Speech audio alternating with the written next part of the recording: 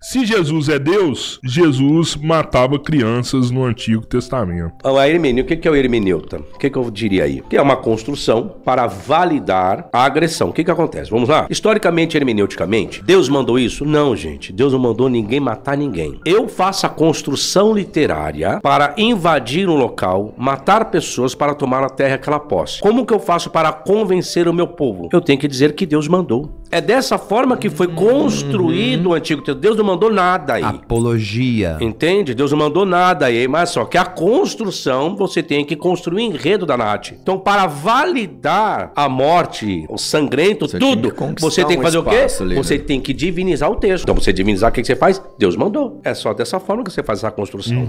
Senão, Deus, vamos colocar, para ser real, Deus teria que se materializar, estar ao lado, reunir todo o povo, ó, vão lá e sai matando. Aí sim, aí seria literal, real, mas nesse caso não, tá? É isso que a hermenêutica e a exegese ensina. Então você tem que entender a construção, o objetivo do escritor, porque ele inseriu a questão do divino, porque em todas as guerras fazia-se uso do quê? Das suas divindades, dos seus artigos divinos, para validar o que cada um faria, tá? E é muito importante a gente entender o contexto histórico, porque o sistema tribal, ele é um sistema religioso. Todas as tribos giram em torno da espiritualidade, dos sacerdotes e das sacerdotisas. E quando você vai dominar uma tribo, um reino, um espaço, a primeira coisa que deve ser destruída antes da dominação do povo é o quê? Os templos. Porque a divindade é que dita as regras. Sem a divindade, o povo perde a sua referência. Então, você nunca vai assistir em programas históricos, filmes ou séries, invasões de tribos para dominar o que não comece invadindo e destruindo os templos, desonrando as divindades daquele lugar. Em primeiro lugar, você desestrutura a religião. Você tira a identidade sagrada, porque ali você já enfraquece moralmente, psicologicamente a comunidade toda. O padre trouxe uma figura interessante da questão da imagem do templo. O que as pessoas estão ensinando hoje, quanto mais o meio pentecostal? A guerra entre Israel, pandemia, desgraça, terremoto, tsunami, o que seja. Ensina o quê? Vinda de Jesus, é o anticristo, é um governo mundial. Preste bem atenção.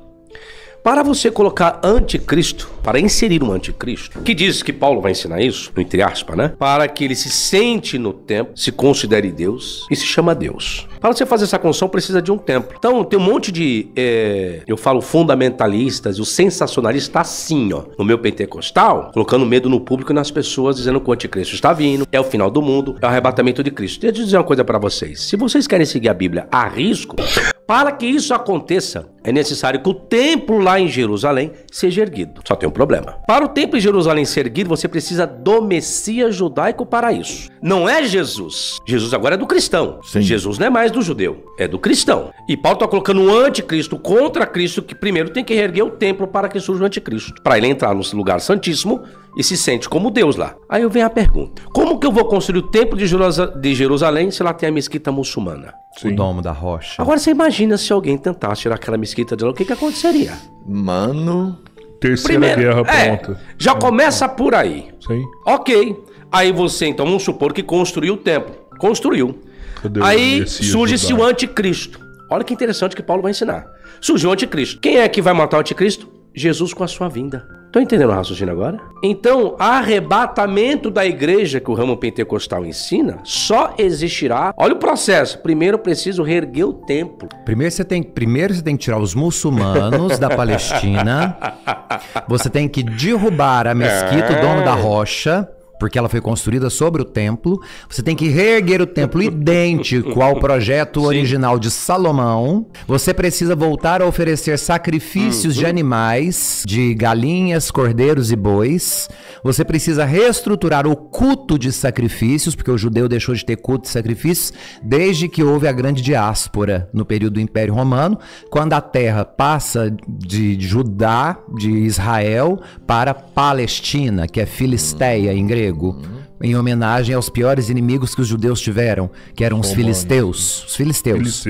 Os romanos mandam na terra, expulsam os judeus e colocam o nome na terra dos piores inimigos dos judeus, que é Palestina, que na verdade é Filisteia, a faixa dos filisteus. Então por isso é Palestina desde o século I depois de Cristo. Não é Palestina de ontem para cá. Para isso a gente vai ter que desestruturar uma sociedade uma organização gigantesca para poder cumprir uma profecia bíblica que está num livro que pertence a um povo exclusivo, uma raça, uma raça não porque todos somos homens, mas a um povo escolhido, a uma religião exclusiva, a um credo exclusivo. Para isso tudo você pode ocasionar uma guerra mundial. Aí uma coisa, padre, só um detalhe. Qual a maior religião? Judaísmo ou povo muçulmano? É o povo muçulmano. Sem dúvida. Israel é isso aqui, ó. Em volta de Israel é tudo muçulmano, gente. Pelo amor de Deus. Não, em quantidade sim. O muçulmano é maior quantidade. Agora, eu posso construir o templo?